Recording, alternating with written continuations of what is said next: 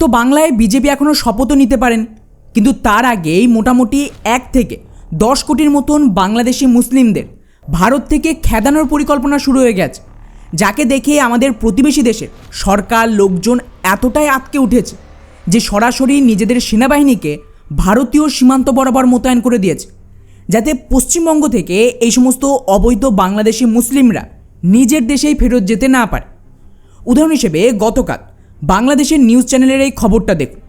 ওরা বলছে এই মুহূর্তে বাংলাদেশের বর্ডার গার্ড মানে বিজিবি 24 ঘন্টা এখানে পাহারা দিচ্ছে এই সমস্ত সীমান্তবর্তী এলাকায়, যাতে কেউ যদি পশ্চিমবঙ্গ থেকে এদিকে ঢোকার চেষ্টা করে তাদেরকে সীমান্তেই আটকানো যায়, যা সাফ বুঝিয়ে দিচ্ছে যে বাংলাদেশ আজ পেয়ে গেছে এবারে পশ্চিমবঙ্গে কি তাণ্ডব শুরু হবে। আর বন্ধুরা, এটাকে দেখেই গোটা বাংলাদেশ জুড়ে রীতিমতো একটা আতঙ্কের পরিবেশ তৈরি হয়েছে পশ্চিমবঙ্গের ইলেকশন নিয়ে। কারণ আমাদের রাজ্যে যত বেশি তৃণমূলের সমর্থক ছিল না, তার চেয়ে কয়েক গুণ বেশি সমর্থক অ্যাকচুয়ালি বাংলাদেশে ছিল, যারা এটাই প্রার্থনা করছিল যে যেন কোনোভাবে বিজেপি এখানে জিততে না পারে। কারণ যদি বিজেপি বাংলার গদিতে বসে তাহলে ঢাকা নয় কলকাতা থেকে বাংলাদেশের ভবিষ্যৎ লেখা হবে। এবং এই আজ পেয়েই আজ থেকে দিন কয়েক আগে বাংলাদেশের এক নতুন পলিটিক্যাল পার্টি এনসিপি তার এক নেতা পার্লামেন্টে দাঁড়িয়ে বাংলাদেশের সরকারকে রীতিমতো সতর্ক করে যেন গোটা দেশ একজোট হয় এবং একটা বড় ক্রাইসিসের জন্য তৈরি থাকে। কী ধরনের ক্রাইসিস, তো এটা ওনার নিজের মুখ থেকেই শুনুন। আমরা এমন একটা রিজিয়নের আঞ্চলিক একটা অবস্থায় পৃথিবীর এমন একটা স্থানে আমাদের অবস্থান, যেখানে আমরা অনেকগুলো বাস্তবতার সঙ্গে আমরা জড়িয়ে আছি। এই বাংলাদেশে শরণার্থীদের ঢল নামানো হতে পারে সেই ধরনের চক্রান্ত আশেপাশে চলছে। মাননীয় স্পিকার, বিভিন্ন জায়গায় রোহিঙ্গারা অলরেডি চলে এসেছে। আবার আমাদের প্রতিবেশী দেশ থেকে আবার যে মুসলমানদেরকে বের করে দিয়ে আমাদের দেশে শরণার্থী হিসেবে ঢল নামানো হবে না, তার কোনো গ্যারান্টি নেই মাননীয় স্পিকার। এই কারণে আমরা এই বাংলাদেশের যারা মানুষেরা আছি আমাদেরকে একতাবদ্ধ থাকতে হবে। আমরা সেই 71-এ 24-এ প্রত্যেকটা সময় জাতিগতভাবে আমরা যেমন একত্রিত হতে পেরেছিলাম, তেমনই ভাবে এই বাংলাদেশের স্বাধীনতার সার্বভৌমত্বের উপরে, বাংলাদেশের জনগণের উপরে যদি কোনো ধরনের পরাধীনতা চাপিয়ে দেওয়ার চেষ্টা করা হয়, সেই সময়টা তো আমাদেরকে ঐক্যবদ্ধ থেকে বাংলাদেশের জন্য কাজ করতে হবে মাননীয় স্পিকার। তো শুনলেন, ওনার ভয় হলো আমাদের পশ্চিমবঙ্গে যদি বিজেপি ক্ষমতায় আসে তাহলে বাংলাদেশে বিরাট বড় একটা রিফিউজি ক্রাইসিস তৈরি হবে। অর্থাৎ সহজ ভাষায় বললে হঠাৎ করেই কয়েক কোটি লোকজনকে পশ্চিমবঙ্গ থেকে জোর করে বাংলাদেশে ঢুকিয়ে দেবে। এখন স্বাভাবিকভাবেই আপনারা নিজেরাই ভাবুন, বাংলাদেশ একটা গরিব দেশ, ওখানকার লোকজন নিজেরাই ঠিক মতন খেতে পাচ্ছে না, যার ফলস্বরূপ ওরা ভারতে অনুপ্রবেশ করে। এখন তা সত্ত্বেও বাংলাদেশে প্রায় 15 কোটির বেশি পপুলেশন। এমন অবস্থায় যদি হঠাৎ করে আরও 1 কোটি রিফিউজি দেশে ঢোকে, তখন তা কিন্তু সামাল দেওয়া এক কথায় অসম্ভব ব্যাপার। আর আমি তো কমিয়ে মাত্র 1 কোটির সংখ্যা বলছি, অ্যাকচুয়ালি এটা 10 কোটির বেশি হবে।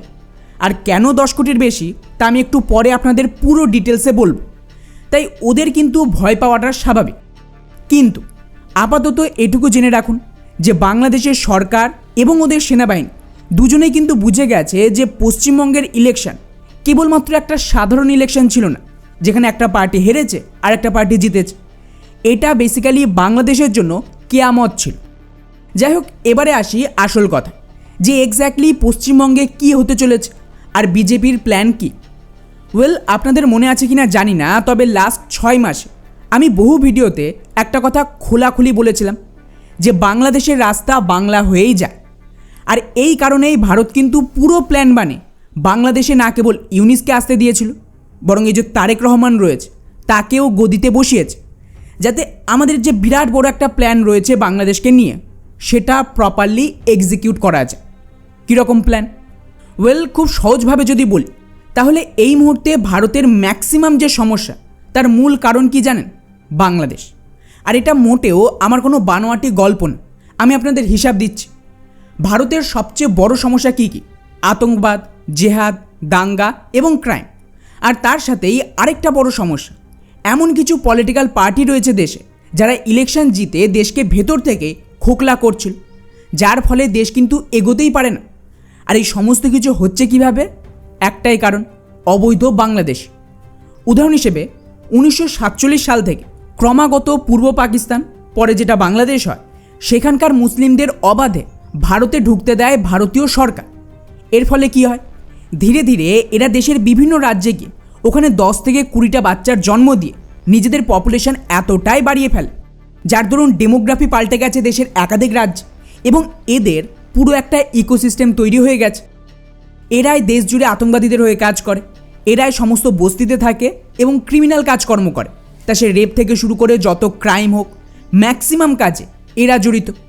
এছাড়াও এরাই ভারতের ম্যাক্সিমাম যে ছোট লেভেলের কাজকর্ম রয়েছে বা বিজনেস রয়েছে, যেমন ধরুন হকারির কাজ বা রাস্তার পাশের দোকানপাট, সেখানে ঢুকে পড়েছে এবং সস্তায় কাজ করে যাতে আমরা বা আমাদের যে নিজস্ব লোকজন তারা কাজ পায় না। আর এর উপরে সবচেয়ে বড় সমস্যা, এরা বিরাট বড় একটা ভোট ব্যাংক। তাই সেই সব পলিটিক্যাল পার্টি যারা চীন, আমেরিকার দালাল এবং দেশকে ভেতর থেকে লুট করছিল, তাদের এই অবৈধ বাংলাদেশিরা ভোট দিয়ে ক্ষমতায় টিকিয়ে রাখে। এর বিনিময়ে ওই পলিটিক্যাল পার্টিরা এই বাংলাদেশি রোহিঙ্গা মুসলিমদের প্রোটেকশন দেয়। ফলে যত যাই করুন ভারত কিছুতেই এগোতে পারবেন না। এখন এই সব কিছুর কেন্দ্রবিন্দু কোথায়? 3টে জায়গায়, পশ্চিমবঙ্গ, আসাম, ত্রিপুরা। এই 3টে রাজ্যের সরকার এত দশক ধরে ফেসিলিটি দিয়ে বাংলাদেশি আর রোহিঙ্গা মুসলমানদের দেশে ঢুকিয়ে সব ব্যবস্থা করে দিয়েছিল, স্পেশালি পশ্চিমবঙ্গের সরকার তো বটে। এরপর এরা এখান থেকে দেশের বাকি অংশ মানে কেরল থেকে শুরু করে কাশ্মীর হোক, অরুণাচল থেকে শুরু করে গুজরাট, প্রত্যেক এলাকায় ঢুকে ওখানে দখল নিতে শুরু করে ছোট ছোট বস্তি বানিয়ে। কিন্তু এখন সেটা রিভার্স করছে বর্তমান বিজেপি সরকার। কিন্তু প্রশ্ন হলো এটা ওরা করবে কিভাবে? এর জন্য প্রয়োজন ছিল প্রথমে ত্রিপুরা, তারপর আসাম, আর এখন পশ্চিমবঙ্গের সরকার গড়ে বাংলাদেশের একমাত্র ভারতে ঢোকার রাস্তাটা পুরোপুরি আটকে দেওয়া। এরপর দ্বিতীয় ধাপ শুরু হবে, যাকে বলে কাউন্টার মাইগ্রেশন। এটা কি জিনিস?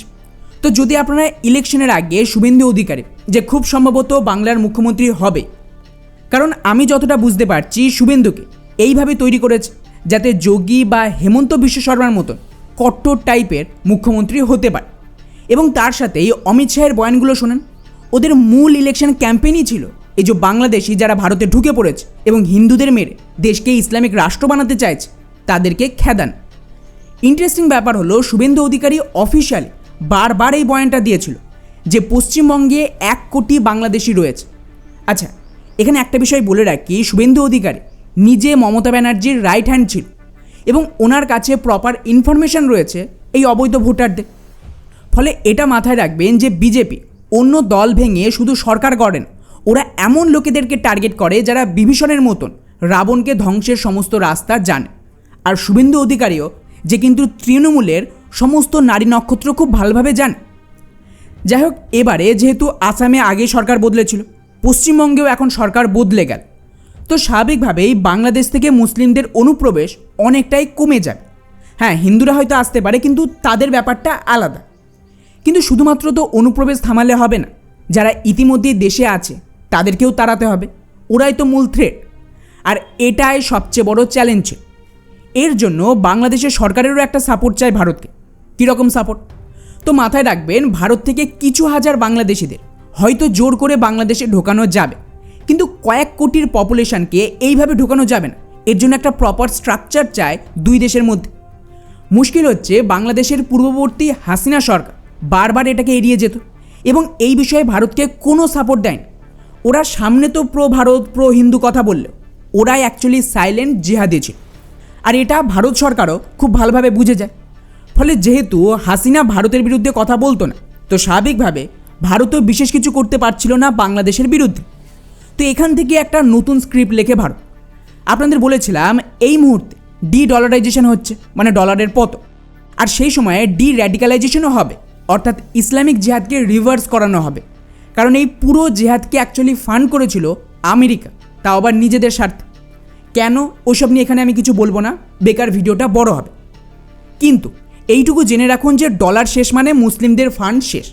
তো এখন ভারত ডলারাইজেশনের সাথে র্যাডিক্যালাইজেশন শুরু করবে এই রিজিয়নে, আর ইসরায়েল সেম কাজ মিডল ইস্টে করছে। আর বন্ধুরা, এই র্যাডিক্যালাইজেশন করার উদ্দেশ্যে ভারত সরকার চুপচাপ 2024 সালে হাসিনার সাপোর্ট তুলে নেয়। তাই ওনার সরকার সেই সময় ভেঙে যায়। আর ডেটটা মাথায় রাখবেন, 5ই আগস্ট। এটা প্রাইম মিনিস্টার নরেন্দ্র মোদীর ফেভারিট দিন। রাম মন্দির থেকে শুরু করে 370 হাঁটানো সব এই দিনেই হয়। আর হাসিনাও বাংলাদেশ থেকে সরে আসে সেম 5ই আগস্ট। তো বুঝতেই পারছেন ভারতের হাসিনাকে সরিয়ে নেওয়াটা একটা প্রপার প্ল্যানের অংশ ছিল। এরপর কি হয়, ইউনিসকে ঢুকতে দেওয়া হয়। ওনার কাজ ছিল দুই দেশের সম্পর্ক খারাপের সাথে বাংলাদেশের ইকোনমিকে টার্গেট করা। আর ইউনিস সেই ব্যক্তি যে কিনা পশ্চিমবঙ্গের ঘুমন্ত হিন্দুদের জাগিয়েছে। হিন্দুরা বুঝে যায় আমাদের সাথে কি হতে পারে যদি আমরা এখনও জেহাদিদের বিরুদ্ধে রুখে না দাঁড়াই। আচ্ছা, ইন্টারেস্টিং ব্যাপার হলো ইউনিস আসার পর হিন্দুদের সাথে যা হয়েছে, ইউনিস আসার আগেও সেম কাজ কিন্তু হিন্দুদের সাথে হচ্ছিল। তফাৎ কি, ইউনিস আসার আগে যেহেতু হাসিনা ছিল, উনি সাইলেন্টলি কাজ করত ছোট ছোট ধাপে। সবচেয়ে বড় উদাহরণ 2021 সালের দুর্গাপুজোর সময় যে অ্যাটাকটা হয়েছিল, সেটা আপনারা প্রত্যেকেই জানেন। কিন্তু ইউনিস আসার পর কি হয়, ইউনিস আসার পর যেহেতু ইউনিস ভারতের বিরুদ্ধে কথা বলতে শুরু করে, তাই হিন্দুদের ওপর অ্যাটাকসগুলো আরও বেশি হাইলাইটস হয়। ফলে এটারই সুযোগ নিয়ে ভারত 2-3টে কাজ ছাড়ে। এক হলো বাংলাদেশের ইকোনমিক ব্যাকবোনকে ধ্বংস করা, যাতে পরবর্তী বাংলাদেশের সরকার আমাদের পাপেট হয়ে থাকে এবং আমাদের বিরুদ্ধে গেলে বাংলাদেশটাই পুরো দেউলিয়া হবে। আর আজ তো সেটাই হচ্ছে। ভারত বিরোধী পার্টি বিএনপির সাথে, ওরা কিন্তু এত ভারত বিরোধী পার্টি হওয়া সত্ত্বেও ভারতের বিরুদ্ধে কিছু বলতে শুনেছেন না, আর ওরা বলবেও না। 2 হলো এর ফলে ভারত থেকে যে অবৈধ অনুপ্রবেশকারীদের তাড়ানো হবে তার দায়িত্ব এই সরকার নেবে। আওয়ামী লীগ থাকলে এটা করতোই না ওরা। আর 3, এর মাধ্যমে পশ্চিমবঙ্গের পুরো খেলাটা ঘুরে যায় 2024-এ বাংলাদেশের পরিণতি দেখে। এখন এটা গেল ব্যাকগ্রাউন্ড। এরপর দ্বিতীয় স্টেপ ছিল পশ্চিমবঙ্গের ক্ষমতায় আসা, যেটা হয়ে গেছে গতকাল। কিন্তু তার আগে পুরো গুটি সাজিয়ে রেখেছিল বিজেপি, যাতে পশ্চিমবঙ্গে ঢুকে দেনার বাংলাদেশিদের খেদানো যায়। আর এর জন্যই পশ্চিমবঙ্গের ইলেকশনের আগে পশ্চিমবঙ্গের একদিকে মানে বাংলাদেশে ইউনিসকে বাধ্য করা হয় ক্ষমতা ট্রান্সফার করতে, এবং ভারত কিন্তু আওয়ামী লীগ ছাড়াই ইলেকশনে রাজি হয়েছিল এবং ক্ষমতা বিএনপিকে পাইয়ে দিয়েছে, যাতে ওপাশে আমাদের জন্য রাস্তা খোলা থাকে। আর এদিকে পশ্চিমবঙ্গের আরেক সাইডে যে রাজ্য রয়েছে বিহার, সেখানেও ঠিক পশ্চিমবঙ্গের ইলেকশনের আগে ওখানে মুখ্যমন্ত্রী বদল করে বিজেপি এমন একজন নেতাকে নিয়ে এসেছে যিনি অ্যাকচুয়ালি কট্টর টাইপের লোক। এর সুবিধা হলো যখন পশ্চিমবঙ্গে ক্র্যাকডাউন হবে, এই বাংলাদেশিরা বাংলাদেশে পালাবেন। ওরা পালাবে কোথায়? ভারতের অন্য রাজ্য, মানে বিহার, ওড়িশা, এইসব, কারণ এগুলোই পশ্চিমবঙ্গের সাথে লাগোয়া রাজ্য। তারপর এই রাজ্য থেকে অন্যান্য যে সমস্ত নন বিজেপি রাজ্য রয়েছে সেখানে ওরা পালাতো। কিন্তু তার আগে ভারত সরকার পশ্চিমবঙ্গকে ধীরে ধীরে ঘিরে ফেলেছে। রাজ্যে বাংলাদেশি মুসলিমদের ওপর ক্র্যাকডাউন হবে এবং ওরা পালিয়ে বিহারে গেলে ওখানে ইতিমধ্যে ফোর্স রেডি থাকবে। ফলে সব দিক থেকে ঝেঁটিয়ে ওদেরকে বাংলাদেশে ফেরত পাঠানো যাবে। এখন মুশকিল হলো, বিষয়টা আমি যত সহজে আপনাদেরকে বললাম, এতটাও কাজটা সহজ হবে না এবং এতে প্রচুর সময় লাগবে আর প্ল্যানিং চাই। কারণ তা না হলে এখানে মারাত্মক দাঙ্গা শুরু হয়ে যেতে পারে, যেখানে প্রচুর লোক মরবে। আর এটা করার জন্য বিজেপির প্ল্যান হলো এইসব বাংলাদেশিদের আগে এক জায়গায় রাখতে হবে এবং এদের ডেটা জোগাড় করতে হবে। এর জন্য ইতিমধ্যেই সমস্ত রাজ্যকে নির্দেশ দেওয়া হয়েছে ডিটেনশন ক্যাম্প তৈরি। অর্থাৎ গুজরাট থেকে শুরু করে মহারাষ্ট্র, দিল্লি, সব জায়গায় লোকালি বাংলাদেশি মুসলিমদের ধরে রাখার জন্য একটা করে ক্যাম্প তৈরি করা হবে, যাতে ওরা পালাতে না পারে। আর তারপর ওদের ডেটা জোগাড় হবে এবং এই সমস্ত হয়ে গেলে ওদের বাংলা এনে জড়ো করা হবে এবং বাংলাতেও প্রপার ডিটেনশন ক্যাম্প তৈরি হবে এবং এদেরকে এখানে এনে পুরো বায়োডেটা বানানো হবে, যেখানে হাতের ছাপ থেকে শুরু করে এদেরকে শনাক্ত করার জন্য ডেটা কালেক্ট করা হবে। আর তারপর সেটা দেওয়া হবে বাংলাদেশের সরকারকে। এবারে হবে শেষ ধাপ, যেটা সবচেয়ে ইম্পর্টেন্ট, যেখানে বাংলাদেশের সরকারকে এইসব তথ্যের ভিত্তিতে নিজেদের লোকজন ফেরত নিতে হবে। কিন্তু স্বাভাবিকভাবে ওরা রাজি হবেন, এই জন্যই ইউনিসকে আনা হয়েছিল। ইউনিস যেহেতু দেশের পুরো ইকোনমি শেষ করে দিয়েছে, তাই নতুন সরকার ভারতের ওপর মারাত্মকভাবে নির্ভর নিজেদের দেশ চালাতে। আর শুধু তাই নয়, ভারত বাংলাদেশের মধ্যে যত চুক্তি ছিল সেই সব কিছু বাতিল করে নতুন সরকারকে অ্যাকচুয়ালি বিপদে ফেলে দিয়ে গেছে এবং বিএনপিকে পুনরায় এই সমস্ত চুক্তি করতে হবে। তাই ভারত এমনি এমনি কিন্তু বিএনপিকে বসায়নি। ভারতের প্ল্যান হলো, যদি বিএনপি আমাদের কথা মতন কাজ না করে তাহলে বাংলাদেশকে সাপোর্ট বন্ধ করে ইকোনমির কেয়স শুরু করব। উল্টো দিকে এই মুহূর্তে কিন্তু বাংলাদেশের সবচেয়ে বড় বিরোধী দলনেতা হাসিনাকে ভারত নিজের দেশে রেখেছে। মানে আমাদের কাছে আবারও অপশান আছে সেম ধরনের আন্দোলন করানোর, যেটা 2024-এ হয়েছিল। কিন্তু এবারে তাতে আওয়ামী লীগ থাকবে। আর এটা বিএনপি দেখেছে যে এই ধরনের আন্দোলন হলে ওদের নেতাদের কী অবস্থা হতে পারে, আর আওয়ামী লীগের লোকেরাও পুরনো বদলা নেবে।